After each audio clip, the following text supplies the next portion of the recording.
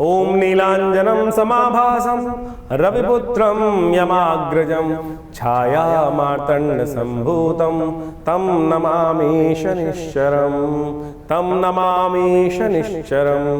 नमस्कार, स्वागत है आपका आचार्यवाणी में। मैं आचार्य डॉक्टर विक्रमादित्य आपके साथ हूँ और आज का विषय है वृषभ राशि वालों के लिए ग्रहों का योगायोग किस प्रकार का रहेगा। वृषभ राशि वालों के लिए दृष्टिकोण से समझ लेना चाहिए कि शनि महाराज इस वक्त बड़े विचित्र योगा योग के साथ आपकी राशि में बैठे हुए हैं और बहुत अच्छे स्थिति में आपकी राशि में लाभ देने की स्थिति में बैठे हैं, अपने बहुत शुभ स्थान में बैठे हैं। लेकिन बड़ी विचित्र स्थिति में यह है कि शनि महाराज की जो पदार्पण हुआ है वो हुआ है बृहस्पति की राशि में। फिर वो वक्री स्थिति में रहेंगे। वक्र स्थिति में जाकर ग्रह और ताकत में हो जाता है। लेकिन जब ताकत में ग्रह आता है तो कई बार क्या होता है, जो भी किसी की ताकत आती है तो वो केवल अपने ही सोच में काम करता है, अपने ही बुद्धि के अनुसार से कार्य करता है, अपने ही विवेक के अनुसार से। बृहस्पति की राशि में जाकर शनि वैसे ही अड़ियल बहुत स्वभाव के हैं। शनि बृहस्पति का संबंध बहुत अच्छा नहीं माना जाता, द्वंद्वात्मक स्थिति उत्पन्न करते हैं। और लेकिन इस 4 महीने के रास्ते में शनि के द्वंद्व कई प्रकार के रहने वाले हैं। एक तो मंगल के साथ उनका लगातार झगड़ा चलेगा। आरंभ काल में जब शनि वक्री हुए हैं तब वो षडाष्टक योग बना के बैठे हुए मंगल के साथ। जुलाई के अंत में आते आते शनि के साथ मंगल का समसप्तक योग बन जाएगा। सितंबर खत्म होते होते शनि मंगल का विशेष तौर पर षडाष्टक योग बन के फिर तैयार हो जाएगा। तो ये सारा का सारा दौर कहीं ना कहीं विश्व शांति की तरफ भी जाएगा। और साथ साथ शनि आपकी राशि के दृष्टिकोण से जितना शुभ करना चाहते, वृषभ लग्न में वृषभ राशि में इस वक्त ग्रहों का योगायोग बहुत शुभ होकर बैठा हुआ है। बृहस्पति महाराज जिस दौर से चल रहे हैं वो कहीं ना कहीं अभी अस्त थे, अब उदय होकर लाभ के रास्ते खोलते दिखाई दे रहे हैं। और ये ग्रहों का योगायोग बड़ा एक विशेष योग बनता दिखाई दे रहा है। लेकिन शनि महाराज को अड़ियलपना जो है उसको रोकना पड़ेगा।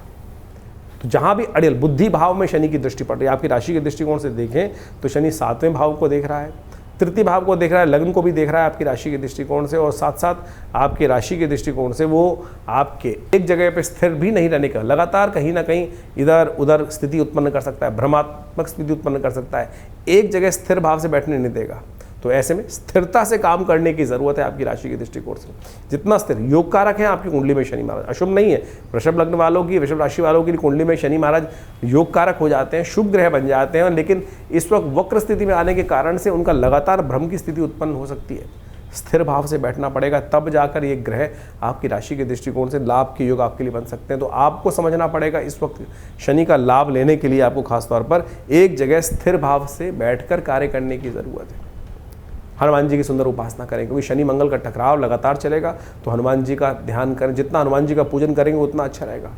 शनि महाराज बृहस्पति की राशि में ही बैठे हैं, तो ऐसे में कोशिश ये करें लगातार कुछ खास उपाय करने का प्रयास करें।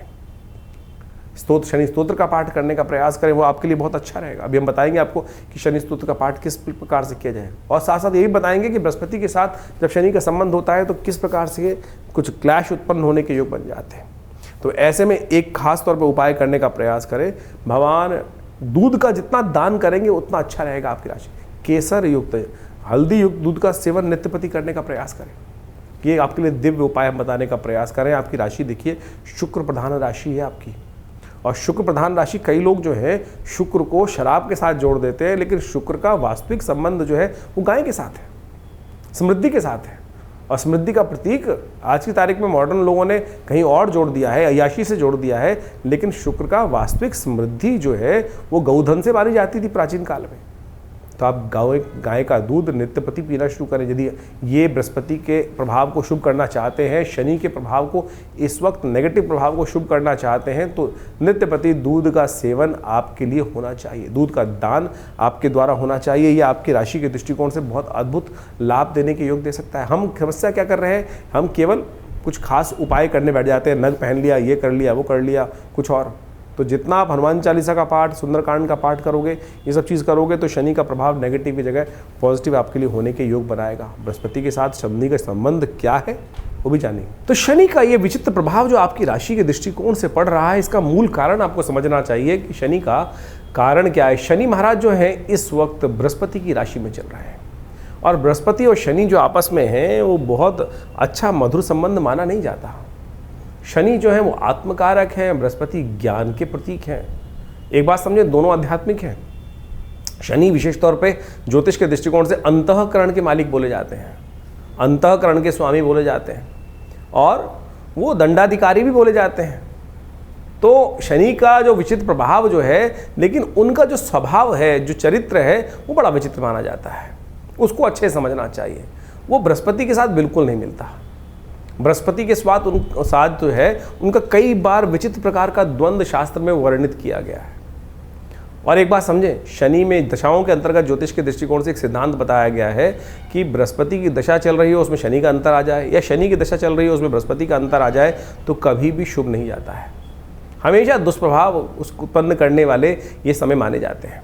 तो इस प्रकार से इसी दृष्टिकोण से समझा जाए तो उसका पीछे मूल कारण भी है। ज्योतिष के दृष्टिकोण से आध्यात्मिक जगत में एक कथा चलती है कि एक बार शनि महाराज जो हैं वो बृहस्पति के साथ मिलकर कुछ द्वंद्वात्मक स्थिति में महाराज विक्रमादित्य के राज्य में उपस्थित हुए। कहा जाता है महाराज विक्रमादित्य का न्याय के दृष्टिकोण से बड़ा वर्चस्व था। शनि स्वयं दंडाधिकारी माने जाते हैं, और उनका जो सब प्रभाव है कि दंडाधिकारी के रूप में कर्म के अनुसार से कर्म फलदाता माने जाते हैं। तो उनको अहंकार भी था, स्वाभिमान अहंकार था इस बात का कि मुझसे बड़ा कौन न्याय अधिकारी होगा, न्याय के अनुसार से न्याय करने वाला होगा। लेकिन महाराज विक्रमादित्य का जब वर्चस्व पूरे संसार में था, जिनके नाम से ज्योतिष के दृष्टिकोण से संवत चलता है, यानी जो संवत का इतना महानता उनके बारे में बताई जाती है शास्त्र के दृष्टिकोण से, तो ज्योतिष जगत के अंदर, अध्यात्म जगत के अंदर ये कथा बड़ी प्रचलित है कि महाराज विक्रमादित्य के दरबार में, उनके राज्य में शनि और बृहस्पति दोनों एक बार उनकी परीक्षा लेने पहुंचे थे। महाराज को पता चला कि शनि और बृहस्पति दोनों के दोनों उपस्थित हुए हैं वहाँ पर। तो बृहस्पति महाराज देवगुरु माने जाते हैं, और कहा जाता है कि न्याय अधिकारी जो हो, दंडाधिकारी जो हो, वो किसी के वर्चस्व में नहीं आना चाहिए, किसी के दबाव में नहीं आना चाहिए। तो कहा जाता है कि शनि महाराज ने उनकी परीक्षा लेने के लिए अनेक प्रकार से उनको त्रास देकर डराने का प्रयास किया। और यहाँ तक कहा जाता है कि जब महाराज विक्रमादित्य ने उस न्याय के जब व्यवस्था के अंदर उपस्थित हुए, तो बृहस्पति जी के से विमुख नहीं, बृहस्पति जी के तरफ वो न्याय का जो था व्यवस्था न्याय दिया, यानी शनि महाराज को गलत ठहरा दिया। शनि महाराज ने वहाँ उस वक्त कहा, भय दिखाने का प्रयास किया। आमतौर पर जब किसी दंडाधिकारी के समक्ष उपस्थित होते हैं, जो व्यक्ति जिस प्रकार से कहता है कि महाराज बाद में देख लूँगा, और जो न्यायाधिकारी होता है उसको किसी प्रकार से अपना इन्फ्लुएंस उपस्थित करने का प्रयास किया जाता है, तो शनि महाराज ने भी यही किया कि महाराज आज तो आपने मेरे खिलाफ अपना न्याय दिया है, लेकिन जब मेरा समय आएगा ना, तब आपकी परीक्षा होगी, और तब आप देखना कि क्या स्थिति उत्पन्न होती है। तो महाराज विक्रमादित्य के राज ज्योतिषियों ने बताया कुछ वर्ष बाद कि महाराज आपके ऊपर शनि का ये दुष्प्रभाव समय उपस्थित होने वाला है। और कहा जाता है कि राजा के ऊपर इस प्रकार का दुष्प्रभाव शनि का उपस्थित हो, और आपने तो शनि महाराज आपको जिस प्रकार से चेतावनी देकर गए थे, तो ये समय बहुत भयावह रहेगा आपको, और आपके ऊपर आएगा तो पूरे राज्य के ऊपर आएगा। तो कहा जाता है कि महाराज विक्रमादित्य ने उस समय कहा कि मैं कुछ दिन के लिए संन्यास ले लेता हूँ, राज्य से चला जाता हूँ। कहा जाता है महाराज विक्रमादित्य अपने राज्य को कुछ दिन हटकर वहाँ से संन्यास की तरफ भ्रमण पे निकल गए, और अपने साथ कुछ काशापण ले गए थे। कहा जाता है काशापण ले जाते हुए कहीं एक जगह शनि महाराज की ऐसी बुरी स्थिति हुई, शनि ने अपना इतना दुष्प्रभाव उनके ऊपर दिखाया कि महाराज विक्रमादित्य को बर्तन मांजने पड़े एक जगह। कहा जाता है कि जब एक जगह कहीं छोले खा रहे थे, चने खाने के लिए कुछ पैसे, उसको कहा कि भैया ये पैसे रख देता हूँ, वो काशापण स्वर्ण के काशापण थे, वो कोयले के बन गए। और जब उस छोले वाले ने, दुकानदार में हाट वाले ने देखा कि अरे ये काशापण जो इन्होंने रखे थे कहाँ है काशापण, तो कोयले हैं, तब उसे बर्तन महाराज विक्रमादित्य से बर्तन तक मंजवा दिए। लेकिन वो विक्रमादित्य महाराज तटस्थ, बिल्कुल हिल के डिल नहीं हुए कि जो है भाग्य में वो जिस प्रकार से रहेगा। तो बाद में कहा जाता है शनि महाराज ने आके उनको वरदान भी दिया कि आपकी परीक्षा हमने ली और आप उस परीक्षा में उत्तीर्ण हुए। तो ये प्रभाव कई प्रकार से है, यानी शनि और बृहस्पति का जो द्वंद्व है वो जगत प्रचलित है। और इस वक्त शनि महाराज बृहस्पति की राशि में ही चल रहे हैं, और बृहस्पति की राशि में चलते हुए शनि महाराज का प्रभाव, जैसा हमने आपको बताया आपकी राशि के दृष्टिकोण से होने वाला है, उसको अच्छे से समझ लीजिएगा। उसके उपाय जो बता रहे हैं वो कर लीजिएगा, जो उपाय बताए हैं उनको अच्छे से समझ लीजिएगा। शनि के संबंध में अनेक उपाय शास्त्र में वर्णित है। कहा जाता है ना, शनि को मनाए सदा सुख पाए। शास्त्र के दृष्टिकोण से आप समझ लें, शनि को मनाने के लिए शास्त्र में अनेक उपाय वर्णित हैं। जितना हो सके शनि को मनाने का प्रयास करना चाहिए, और शनि को मनाते रहेंगे तो जीवन में सुख पाते रहेंगे। शनि विशेष तौर पर जो प्रसन्न होते हैं आपके कर्म से ही प्रसन्न होते हैं। एक तो एक बात ध्यान रखें, जो गलत कामों में जाएंगे तो फिर शनि दंड देंगे ही देंगे। शनि दंड नहीं देते हैं, आपके कर्म ही आपको दंड देते हैं। इस बात को हमको भाव समझ लेना चाहिए। अब वो दंड या तो आप सह लें या फिर उसको पश्चाताप के तौर पर अनेक शास्त्र में जो तप के रूप बताए गए वो तप करें। मंत्र जब भी एक तप है। तो शनि स्तोत्र का नित्यप्रति पाठ करना एक अद्भुत कहा जाता है। महाराज दशरथ के संबंध में बड़ी अद्भुत कथा शास्त्र में वर्णित है। जो दशरथ जी शनि महाराज के समक्ष से निकल रहे थे देवासुर संग्राम से पहले, और रास्ते में शनि के दर्शन हुए। महाराज विक्रमादित्य ने कहा, महाराज दशरथ ने कहा कि अगर ये शनि के दर्शन के किए बगैर निकल जाऊँ, सामने पड़ रहे, उनकी दृष्टि पड़ रही है, तो फिर मैं दोष का भागी होऊंगा। तो इसलिए उन्होंने शनि को प्रणाम किया वहाँ पर। और शनि का एक दिव्य पद्म पुराण के अंदर वो दशरथ कृत शनि स्तोत्र आता है, उसका वहाँ वर्णन मिलता है शास्त्र के दृष्टिकोण से। और कहा जाता है जो दशरथ कृत स्तोत्र का पाठ नित्यपति करते हैं, चाहे एक बार कर ले, शनि कभी भी उन पर अपना दुष्प्रभाव नहीं दिखाएंगे। वो दशरथ कृत स्तोत्र आप अच्छे से समझ लीजिए, एक बार नित्यपति भी पाठ कर लेंगे ना आप, तो शनि के अकाट्य प्रयोग के अंदर आता है। आज हम यहाँ पर इस कार्यक्रम में आपके समक्ष वो अकाट्य प्रयोग उपस्थित करने वाले हैं कि जो हींग लगे ना फिटकरी रंग चौंकाओ। आज की समाज में जो शनि को मनाने के लिए लाखों करोड़ों रुपए लोग खर्च करने, हजारों लोग खर्च करने की बात करते रहते हैं, अनेक प्रकार से ऐसे लोग हैं कि जो 100 टीन चढ़ा दो शनि महाराज पर। अरे शनि महाराज की मूर्ति कहाँ शास्त्र में वर्णित है? शनि का विशेष तौर पर जो वर्णन जो मिलता है वो तो सीधा साधा वर्णन मिलता है कि शनि मंत्र जप करो। लेकिन आज लोग शनि की बड़ी से बड़ी मूर्ति स्थापित कर रहे हैं, शनि को बड़ा कर रहे हैं। इस कलयुग में यही समस्या है। भगवान बड़े नहीं कर रहे हैं, शनि के प्रताप को बड़ा करने के लिए बड़ी से बड़ी मूर्ति लगाए चले जा रहे हैं। कहाँ शास्त्र में? तो आप समझें, ये जो तथाकथित तौर पर आज की तारीख में जो एक हाट बना दिया है लोगों ने, उसको शास्त्र में सीधा साधा प्रयोग वर्णित है। धन खर्च करने से कोई ग्रह आपके ऊपर प्रसन्न नहीं होने वाला। सदकर्म करने से, तप करने से ही ग्रहों की जो अनिष्ट जो प्रभाव है वो आपके लिए शुभता की तरफ परिवर्तित होगा। तो शनि का दशरथ कृत स्तोत्र अद्भुत स्तोत्र है। शनि महाराज का स्वयं आशीर्वाद है दशरथ जी को दिया कि जो इस स्तोत्र का नित्यप्रति पाठ करेगा, एक बार भी पाठ करेगा, उसको शनि जीवन में कभी त्रास नहीं देगा। शनि स्तोत्र इस प्रकार से पद्म पुराण में कहा गया है। ओम नमः कृष्णाय नीलाय शितिकंठ निभाय च, नमः कालाग्निरूपाय कृतांताय च वै नमः। नमो निर्मांसदेहाय दीर्घशंशुजटाय च, नमो विशाल नेत्राय शुष्कोदरभयाकृते, नमः पुष्कलगात्राय स्थूलरोमणे अथ वै नमः। नमो दीर्घाय शुष्काय कालं द्रष्ट नमोस्तुते, नमस्ते कोडराक्षाय दुर्निरीक्षाय वै नमः। नमो घोराय रौद्राय भीषणाय कपालिने, नमस्ते सर्वभक्षाय बलिमुख नमोस्तुते। सूर्यपुत्र नमस्तेस्तु भास्करे भयदाय च, अधो दृष्टे नमस्तेस्तु संवर्तक नमोस्तुते। नमो मंदगते तुभ्यं नृशंसाय नमोस्तुते। तपसा दग्धदेहाय नित्यं योगरताय च, नमो नित्यं क्षुधार्ताय अतृप्ताय च वै नमः। ज्ञानचक्षु नमस्तेस्तु कश्यपात्मजसूनवे, तुष्टो ददासि वै राज्यं रुष्टो हरसि तत्क्षणात्। देवासुरमनुष्याश्च सिद्धिविद्याधरोरगा, त्वया विलोकिता सर्वे नाशं यान्ति समूलता। प्रसादा कुरु मे देववराहोऽहम् उपागता, एवमस्तदा सौरिग्रहराजो महाबला। ये पद्म पुराण के अंदर वर्णित दिव्य शनि स्तोत्र है।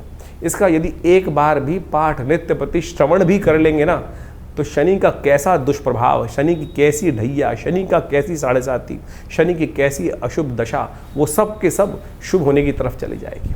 ये अद्भुत प्रयोग है, शास्त्र में वर्णित है। इसको जितना भी रूप में हम करने का प्रयास करें तो ये 4 महीने विशेष तौर पर अवश्य इनका पाठ करने का प्रयास करें। शनि के दिव्य स्तोत्र के पाठ करने से आपके जो अनिष्ट शनि का जो दुष्प्रभाव है वो जीवन में किसी प्रकार भी नहीं होगा। देखिए इस प्रकार समझें इसको कि बारिश हो रही है, बारिश हो रही है, बारिश को कोई नहीं रोक सकता, लेकिन आप छाता ले सकते हैं, आप अपनी गाड़ी बढ़िया बना सकते हैं, उसके अंदर बैठ सकते हैं। ये आपका कर्म है कि जिसने कर्म किया छाता लेने का, वो छाता ले लिया, सीधा आपके सिर पे पानी नहीं पड़ा। जिसने बढ़िया गाड़ी मेहनत करी और कर्म अच्छा किया, गाड़ी ले ली, और अच्छा कर्म किया तो बहुत बढ़िया और व्यवस्था बना ली। तो यानी बारिश तो हो रही है संसार में, लेकिन हम अपनी रक्षा कर सकते हैं। तो ये सिद्धांत आप समझें कि हम अपनी रक्षा करने के लिए बहुत सारे प्रयोग कर सकते हैं। लेकिन आज लगे हैं लोग अंगूठियां खरीदने में, एक के बाद एक नीलम, इतना नीलम कहाँ निकल रहा है भैया? नीलम बिल्कुल चमत्कारी है, कोई दिक्कत नहीं है, नीलम का प्रभाव अद्भुत है, लेकिन क्या इतना नीलम संसार में निकल रहा है कि जितना बाजार में बिक रहा है? हम पत्थर का विरोध नहीं कर रहे हैं, पत्थर रत्न शास्त्र में वर्णित है और बिल्कुल अद्भुत रूप से चमत्कारिक चीजें उपस्थित करते हैं, लेकिन क्या इतना नीलम बिक रहा है? नीलम की पहचान शास्त्र में जो बताई गई है कि आप उसको दूध मिले जल में डाल दीजिए, दूध अलग कर देगा, जहर अलग कर देगा, तो जहर को भी अलग कर सकता है, यानी इतना ज़्यादा वर्ड उसका प्रभाव हो जाता है। तो ये सोचे क्या वो आज अगर फिर कोई तथाकथित तौर पे कहेगा कि वो तो असली नीलम होगा, तो यानी जो आप पहन रहे हैं वो तो नकली है, तो क्यों पैसे खर्च कर रहे हो? क्यों आज संसार के समक्ष जाकर सुनारों को या किसी प्रकार से भी जो कल्चर्ड चीज़ें हैं और जो केवल क्रिस्टल के रूप में बनी हुई हैं उसको आप पहन कर केवल अपने मन को, भाव को जगाने के लिए, मन को संतुष्टि देने के लिए कि भाई हाँ नहीं मैंने नीलम पहन रखा है? अरे कुछ नहीं करेगा। ये स्तोत्र का पाठ करें। देखिए शनि का इसके बाद एक अद्भुत, यही अगर चलिए दिक्कत है, बहुत सारे लोग बोलेंगे संस्कृत बोलने में दिक्कत है, तो कोई बात नहीं, तुलसी बाबा के कृत हनुमान चालीसा, हनुमान जी को स्वयं शनि महाराज ने वरदान दिया। कथाएं आपको मालूम है, जब हनुमान जी को रावण की लंका से शनि को हनुमान जी ने मुक्त किया, तब क्या किया था? शनि ने वरदान दिया था हनुमान जी को, जो आपके भक्त रहेंगे तो उन पर कोई कष्ट नहीं दूंगा। तो हनुमान जी को चोला चढ़ा दो।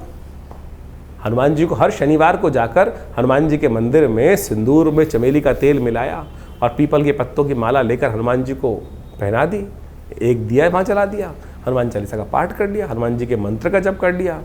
हनुमान तो चालीसा तो स्वयं सापर मंत्र है, सिद्ध मंत्र है, जो 7 बार पाठ। अब समस्या क्या है कि कैसे पाठ कर कल्याण करेगा?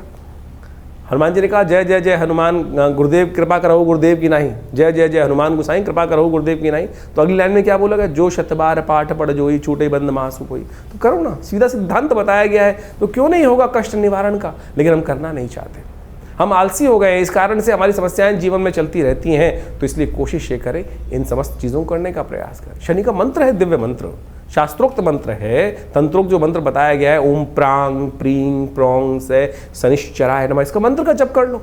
इसी तरह से पाठ है, कोई दिक्कत नहीं है। हमने आश्रम में, विवेकानंद योगाश्रम में व्यवस्था बनाई है कि हर रविवार को सुबह 8 से 10 बजे तक जो यज्ञ चलता है, भंडारा होता है, उसके बाद उसमें व्यवस्था है कि आप आइए, उस यज्ञ में बैठिए और कोई चार्जेस नहीं है, कोई चार्ज नहीं लिए जाते। आप आएंगे, बैठेंगे, यज्ञ करेंगे। बहुत सारे लोग अपने नाम से भी कराते हैं, सब चीज़ करते हैं। शनि स्तोत्र का यज्ञ कराते हैं, नवग्रहों के मंत्रों का यज्ञ कराते हैं, समस्त मंत्र, वैदिक मंत्र बहुत सारे हैं, उन सबकी व्यवस्था आश्रम पे समय समय पर चलती रहती है। तो आप बिल्कुल इस बात का भाव का ध्यान रखिए। ये मंत्र जो आज हमने रास्ते बताए हैं आपको, ये अद्भुत रूप से इनका प्रयोग करने का प्रयास कीजिए और बिल्कुल देखिएगा शनि का नेगेटिव प्रभाव बिल्कुल। लेकिन हाँ, अगर रास्ता ही आपने गलत पकड़ लिया, कई बार आप समझे, अगर आप किसी को बुखार है, पैरासीटामोल देनी है किसी को, लेकिन पैरासीटामोल की जगह कोई आपको प्लेन वाइट पिल दवाई सफ़ेद गोली बना के दे दे और फिर कहे कि भैया पैरासीटामोल बुखार नहीं उतार रही, क्रोसिन बुखार नहीं उतार रही, तो किसकी गलती होगी? कि आपने चेक किया नहीं किया, कंपनी की दवाई असली थी कि नहीं थी, उसमें वो सॉल्ट था कि नहीं था? तो जो आपने नग पहन रखा है या कुछ और आपने जो उपाय कर रखे हैं, क्या वो शास्त्र विधि के अनुसार से ठीक भी हैं, सही पद्धति से बनाए गए हैं? जो नग आपने धारण कर रखा है, क्या उसको सही मंत्रों से सिद्ध किया गया है? ऐसे आप मूर्ति, भगवान की मूर्ति लाके रखते हैं, केवल दर्शन के लिए मूर्ति रखते हैं या प्रतिष्ठित मूर्ति रखते हैं? रत्न तो आप धारण करते हैं, तो उसको सही प्रतिष्ठित है कि नहीं रत्न, वो उसको प्रतिष्ठित किया गया है कि नहीं किया गया? फिर आप रत्न 24 घंटे पहने रहते हैं। हाथ पवित्र भी हुए, अपवित्र भी हुए, किसी की मरण शौच में चले गए, किसी की जन्म शौच में चले गए, तो रत्न का तो प्रभाव निष्क्रिय हो गया।